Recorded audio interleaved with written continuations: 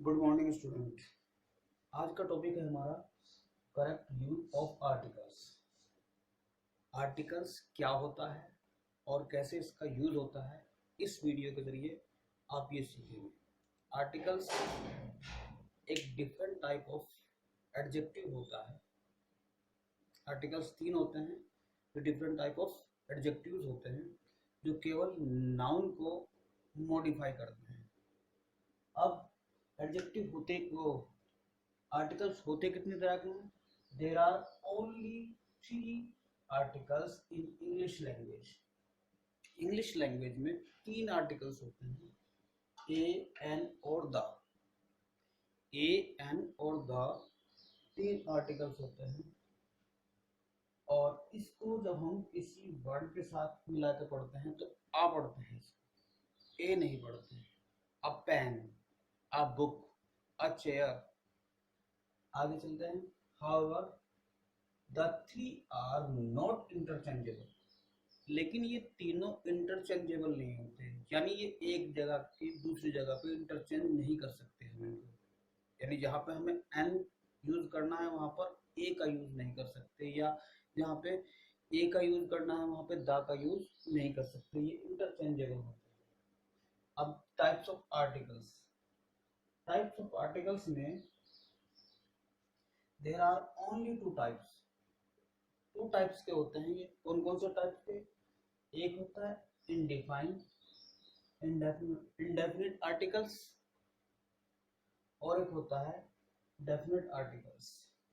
Indefinite articles होते हैं ए और एन, इंडेफिनिट आर्टिकल्स कहलाते हैं।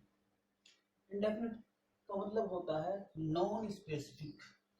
यानी जब हम बात करें किसी ऐसे नाउन की जिसके बारे में हमें पहले से पता नहीं है, तो उसमें ए या एन का यूज करेंगे।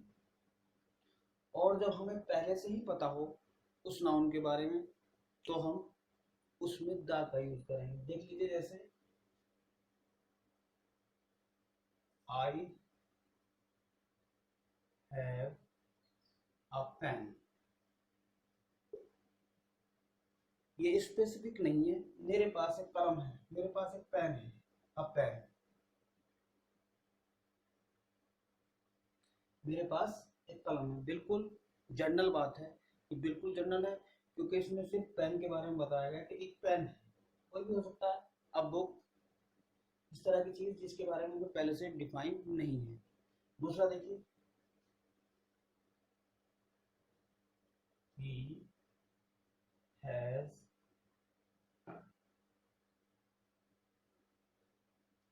और लीजिए, देखिए I know the boy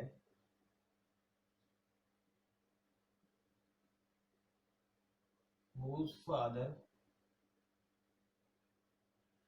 is a doctor। मैं उस लड़के को जानता हूँ जिसके पापा एक डॉक्टर हैं। तो पहले से ही मुझे इस लड़के के बारे में पता है कि उसके पापा एक डॉक्टर है। तो ये कहलाएगा आपका डिफाइन आर्टिकल्स। इसमें हम द का यूज करेंगे, और ए और एन इसमें यूज करेंगे। जैसे गिव मी एन ऑरेंज, मुझे एक ऑरेंज दीजिए। वो स्पेसिफिक नहीं है, कोई सा भी एक ऑरेंज उठा के दे दीजिए, तो उसे कहेंगे हम अनस्पेसिफिक या नॉन प्रीडिफाइंड, जो पहले से हमें नहीं पता है। तो उसमें हम ए और एन का यूज करेंगे, और जहां हमें पहले से ही पता है उसमें हम द का यूज करेंगे। अब इसका यूज कैसे कैसे होना है, किस तरह से होना है, और अभी तक आपने जो पढ़ा है उसके अकॉर्डिंग किस तरह से करते थे आप, और जब आप ये वीडियो देख लेंगे तब आप किस तरह से करेंगे, ये आपको क्लियर हो जाएगा आगे। पहले इसे नोट कर लीजिए आप।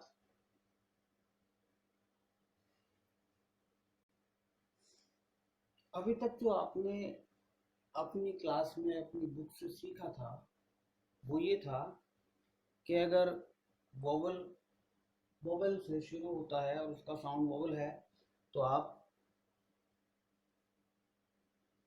एन का यूज करिए, अन्यथा ए का यूज करिए। तो उसके अकॉर्डिंग चलते हैं। देखिए पहला वर्ड वोवल है या कॉन्सोनेंट है? कॉन्सोनेंट है तो हम इससे पहले लगा दें आप बॉय। दूसरा इसमें देखिए कॉन्सोनेंट है, आ लगा दें। अब आते हैं इस पे, कॉन्सोनेंट है, आ लगा दें। कॉन्सोनेंट है, आ लगा दें। कॉन्सोनेंट है, आ लगा दें। कॉन्सोनेंट है, आ लगा दें। कॉन्सोनेंट है, आ लगा दें। कॉन्सोनेंट है, आ लगा दें। कॉन्सोनेंट है, आ लगा दें। कॉन्सोनेंट है, आ लगा दें। आपके अकॉर्डिंग। लेकिन ये किसी हद तक गलत है। कैसे? देखिए आप बॉय ठीक है, अ चेयर ठीक है, लेकिन अब आते हैं ऑनेस्ट पे।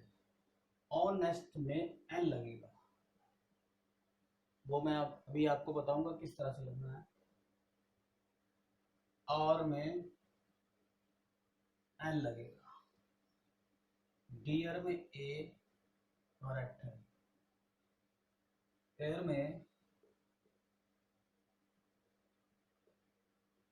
एन लगेगा,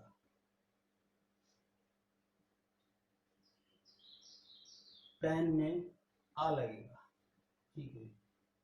एम बी ए में एन लगेगा, एस पी में भी एन लगेगा, डी एस पी में ए लगेगा। अब ये किस तरह से लगा, कैसे लगा, ये सीखना है आपको। तो इसके लिए आप पहले इसको देख लीजिए किस तरह से है, फिर मैं आपको इसका रूल बताता हूँ। आपको अभी तक आपकी बुक से, जो आपकी बुक अगर आप देखें तो उसमें 3 या 4 रूल आपको बताए गए होंगे इसके, कि 3 या 4 रूल आपको यूज करने हैं, उसके बाद आप सीख पाएंगे। मैं सिर्फ आपको एक रूल बताऊंगा इसका यूज करने के लिए, ए और एन को यानी इनडेफिनिट आर्टिकल्स को किस तरह से यूज करते हैं। और सिर्फ एक रूल पे ही सारा दारोमदार है, सारी जो आर्टिकल है वो इसी रूल पे ए और एन का यूज जो है, ए और एन का जो यूज है वो आप इसको क्लियर कर पाएंगे सिर्फ एक रूल से।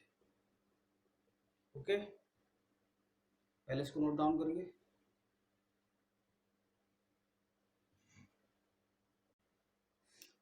तो इसका जो रूल है, if noun if a noun begins with consonant sound, consonant sound से अगर नाउन शुरू होता है, साउंड से, मेरी बात पे ध्यान दीजिए, साउंड से, ना कि लेटर से।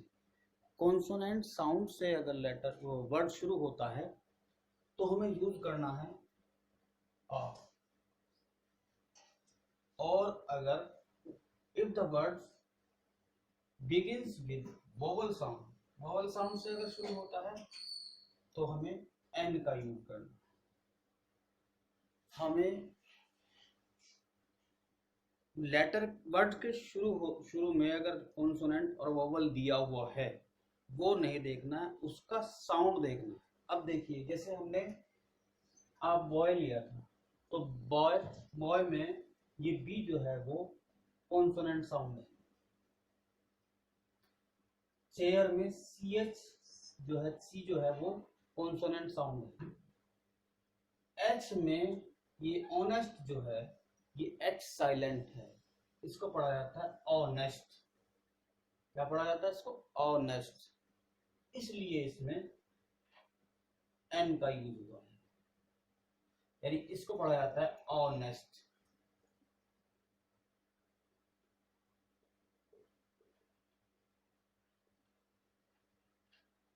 इसको पढ़ा जाता है और।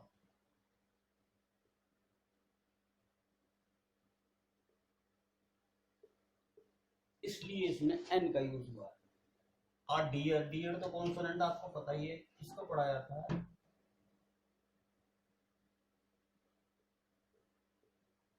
एयर, ना कि हेयर। पेन आपको पता है पी कॉन्सोनेंट होता है। अब आते हैं इस वर्ड पे, ये कहलाता है MBA। देखिए इसका साउंड MB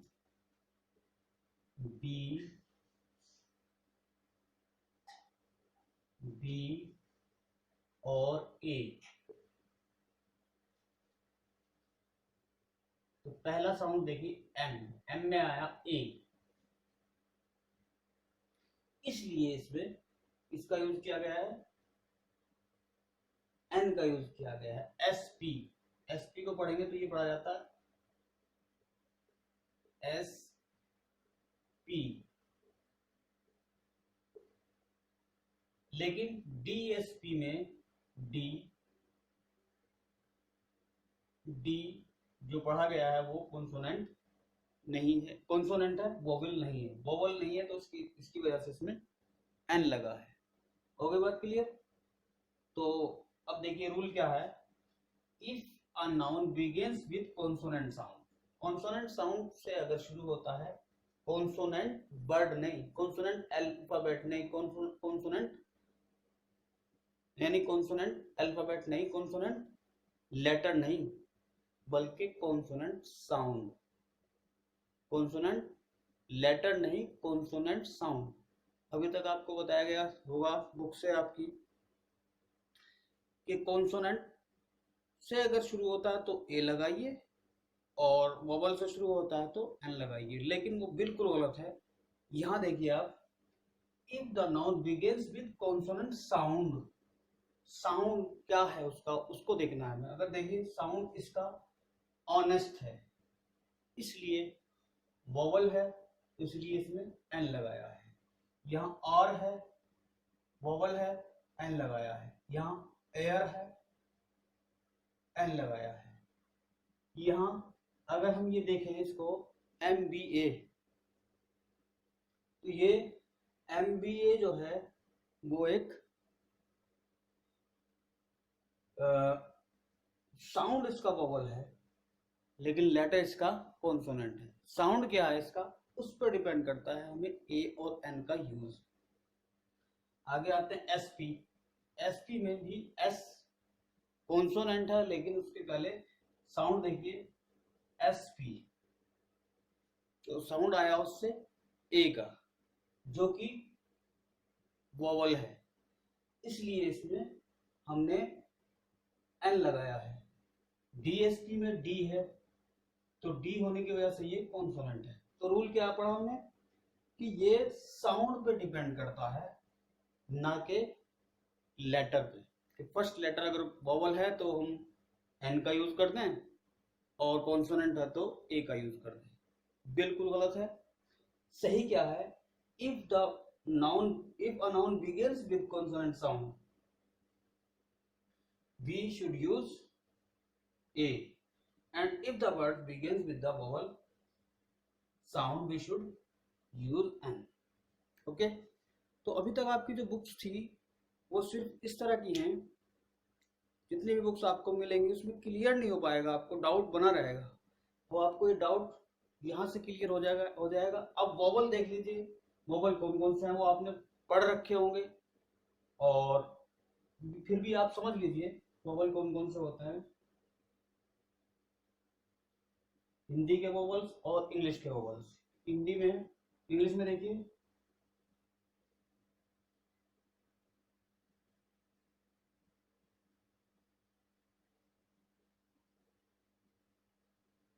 और हिंदी में इनको कहते हैं स्वर।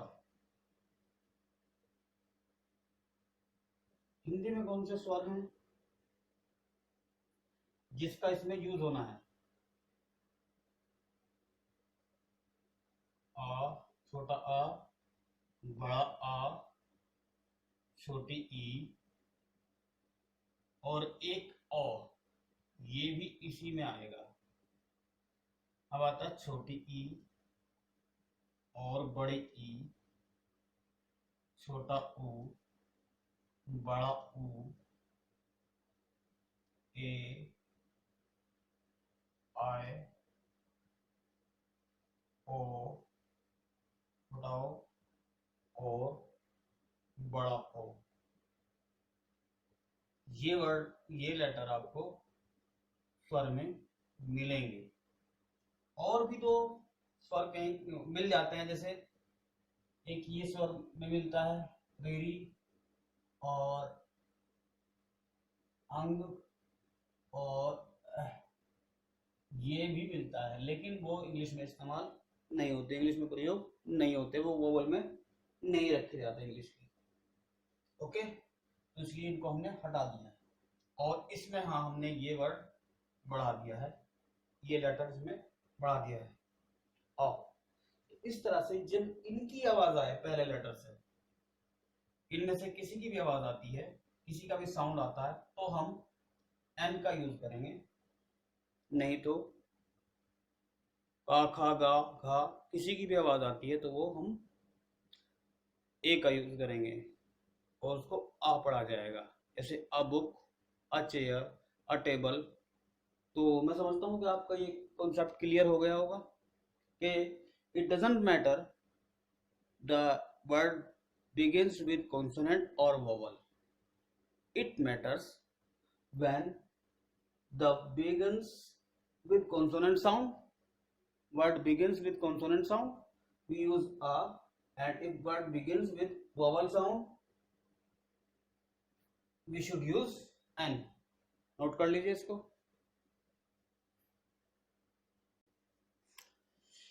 अब लेते हैं some more examples। पहला वर्ड है अम्ब्रेला। क्या लगाएंगे इसमें? अम्ब्रेला, यानी एन लगाएंगे क्योंकि वॉवल साउंड है। An umbrella, umbrella. इसके बाद आता है यूनिवर्सिटी। देखिए ये है यूनिवर्सिटी, यूनिवर्सिटी में साउंड क्या है? ये का साउंड है। ये का साउंड होने की वजह से इसमें हम, क्योंकि कॉन्सोनेंट है इसलिए आ यूनिवर्सिटी लगाया जाए। नेक्स्ट है यूनियन। यूनियन का साउंड देखिए यू, यू होने की वजह से यानी कॉन्सोनेंट होने की वजह से का से ज्ञा तक, का से लगा के ज्ञा तक हिंदी के वर्ड ले हम तो वो सब कॉन्सोनेंट होते हैं। अब यहाँ आता है यूनियन, या वर्ड, यानी यह वर्ड जो आया है वो उसकी वजह से यहाँ पे एन लगा। इधर देखिए यूरोपियन, यूरोपियन में भी ये की साउंड आ रही है इसलिए यहां भी ए लगेगा। अब आता है वन। देखिए लिखा हुआ कॉन्सोनेंट है, वोवल है। अगर आपकी बुक के अकॉर्डिंग लें, जो आपकी बुक में रूल दिया गया है उसके अकॉर्डिंग ले, तो यहाँ पे लिखा गया ओ है जो कि एक वोवल है, लेकिन साउंड देखिए इसका वन, वा की आवाज आ रही इसलिए इसमें आ लगेगा। देखिए आपकी बुक जो है वो सिर्फ इस तरह की हैं कि जैसे एक लड़का किसी दूसरे लड़के को मिला किसी कोने में खड़ा हुआ, तो उसने पूछा भाई यहाँ छिपे हुए क्यों खड़े हो, क्या बात है, तुम्हारा नाम क्या है? उसने कहा मेरा नाम है शेर सिंह। उसने कहा अच्छा, पिताजी का नाम? उसने बताया मेरे पिताजी का नाम है शमशेर सिंह। अच्छा, रहते कहाँ हो भाई? उसने बताया शेरों वाली गली में। उसने पूछा भाई यहाँ क्यों खड़े हो, आप दिखते हुए डरे हुए? उसने कहा सामने वाली गली में कुत्ते भौंक रहे, उनसे डर के खड़ा हूँ। आजकल जो बुक्स हैं वो इस तरह की हैं, इनमें सही से आपको वो क्वालिटी नहीं है जो आपको आपके लिए होनी चाहिए, तो उससे क्लियर नहीं हो पाएगा कॉन्सेप्ट। यहाँ देखिए, यहाँ से हम क्लियर कराएंगे आपको। अब आता है एप्पल। एप्पल में आ का साउंड है इसलिए इसमें एल लगाया है। एल एल बी, देखिए एल, एल में ए एल यानी वोवल साउंड है इसलिए यहाँ पे भी एन लगाएंगे। अब आता है ऑनरेबल। ऑनरेबल में एच साइलेंट है, बाकी जो बचा है वो कॉन्सोनेंट है, वो वोवल है। एच को हटाने के बाद ओ, ऑनरेबल ओ से बनता है, इसलिए इसमें एन लगाएंगे। अब आता है हिस्ट्रिकल। इसमें क्या लगाएंगे, अब इसके साउंड पे ध्यान दें।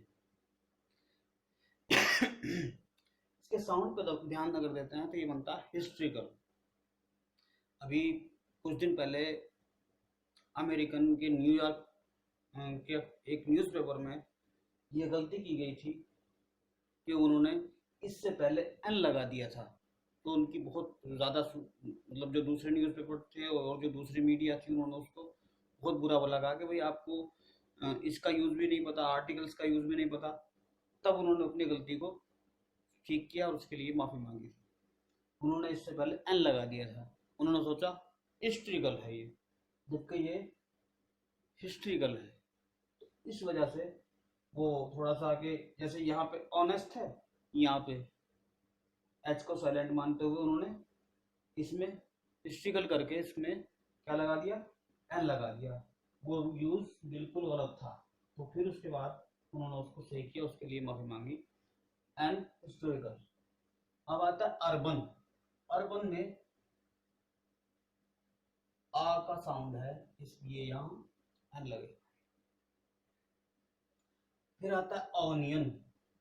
ऑनियन में आ की आवाज है, इसलिए यहां भी एन का साउंड आएगा।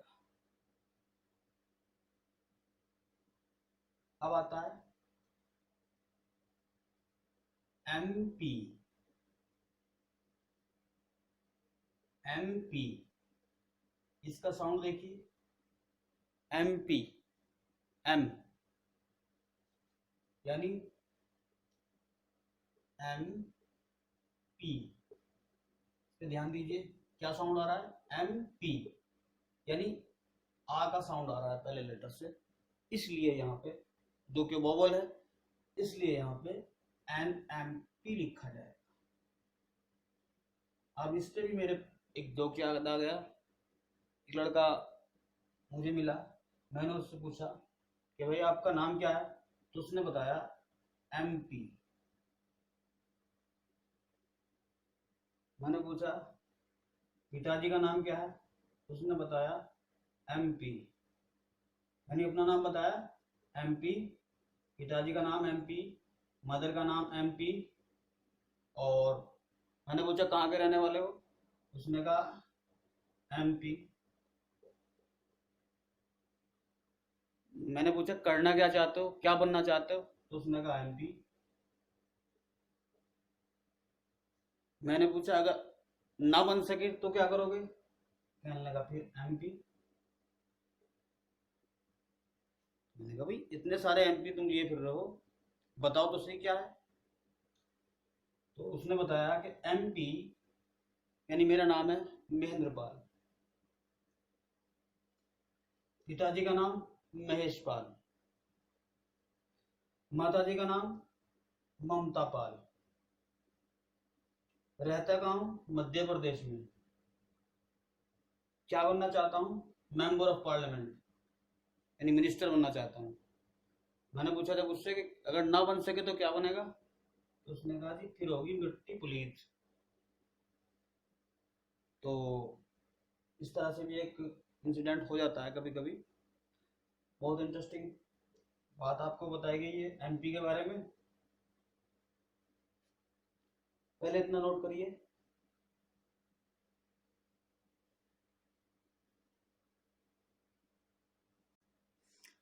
अब बचा आपके पास डेफिनेट आर्टिकल्स यानी द। इसका यूज हम अगली वीडियो में सीखेंगे।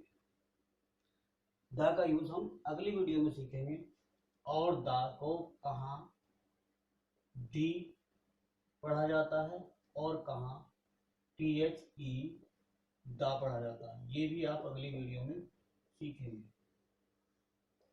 कहाँ टी एच ई को दा पढ़ा जाता है, कहाँ दी पढ़ा जाता है, और कहाँ इसका यूज होता है, किस तरह से इसका यूज होता है, ये भी आप अगली वीडियो में सीखेंगे। अब आपकी आती है कुछ इंटरेस्टिंग बातें जो मुझे बतानी थी। वो क्या है? जैसे आपने बहुत पढ़ा होगा अल्फाबेट।